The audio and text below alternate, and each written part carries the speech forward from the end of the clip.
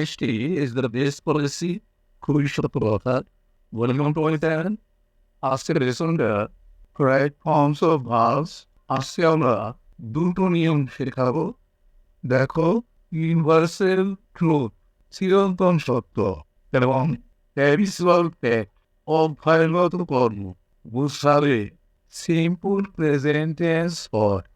চিরন্তন সত্য চির, সূর্য পূর্ব দিকে ওঠে, চিরন্তন সত্য।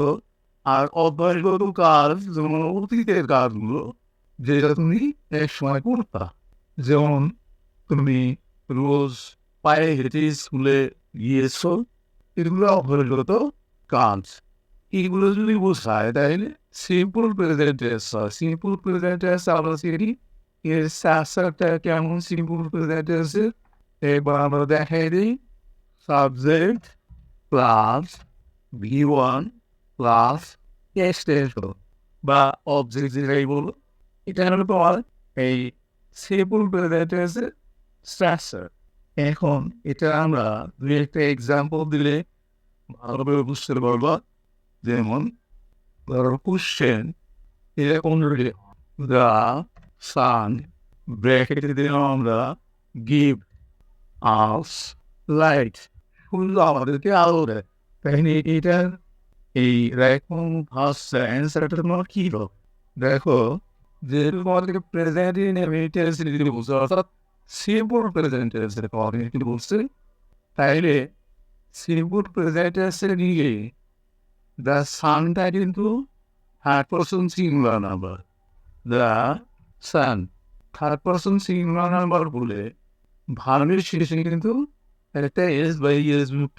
তাহলে এখানে ভাবটা আছে গিভ, তার সাথে একটা এস যুক্ত হবে, গিভস আস লাইট।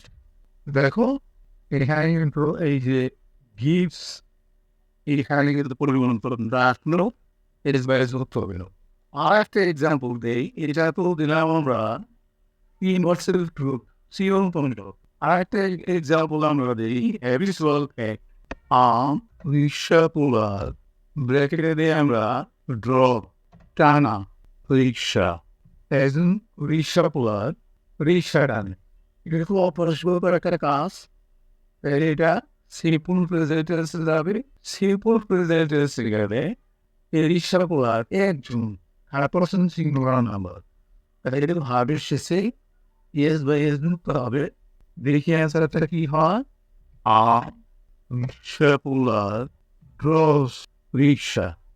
এখানে কিন্তু এই ড্র জায়গায় কিন্তু হচ্ছে ড্র, এই পর্দা থার্ড পারসন সিঙ্গুলার নাম্বার থাকার কারণে দেখো এই রিক্সাপুলার একজন থাকার কারণে নিশ্চয়ই বুঝতে পারলা। এবার আমরা আর একটা নিয়ম দেখাবো।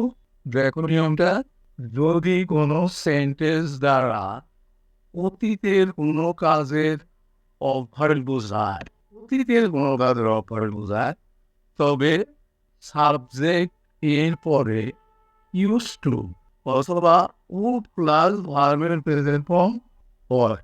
দুইটা জিনিস হতে পারে, একটা ইউজ টু আর একটা উড প্লাস V1। তাহলে শর্ত থাকে কি, অতীতের কাজের অভ্যাস, অতীতের কাজের অভ্যাস যদি বোঝায় তাইলে এই কাজটা ঘটবে। এর আমরা একটা এক্সাম্পল দিয়ে বোঝাই। কোনো লিড সিম্পল লাইফ। দেখো, কোনো লিডের সিম্পল লাইফ খুব সাধারণ জীবনযাপন করতেন, অতীতের একটা ঘটনা, পরিষ্কার অভ্যাস। তাইলে এটা এই ভার্বের সাথে অবশ্যই ইউজ টু অথবা কোন বলবে, অ্যান্সারটা তাহলে কেমন হবে? কোনো use to lead simple life. দেখো এখানে কিন্তু আগের নিয়ম অনুসারে থার্ড পারসন সিঙ্গুলার নাম্বার থাকলে ভার্বের শেষে এস বা এস যুক্ত হওয়ার কথা, কিন্তু এটা যেহেতু অতীতকালের অভ্যাস, এই জন্য এখানে কিন্তু ভার্বের আগে ইউজ টু বসলো, অথবা উড দিতে পারতাম আমরা, উড লিড, যে কোনো একটা দিলে হবে used to lead a simple life, অথবা would lead a simple life. তাই নিশ্চয়ই বুঝতে পারলাম আমরা দুইটার রুল দেখালাম। প্রতিদিনই আমরা এক টেবিলে রুলস দেখাবো।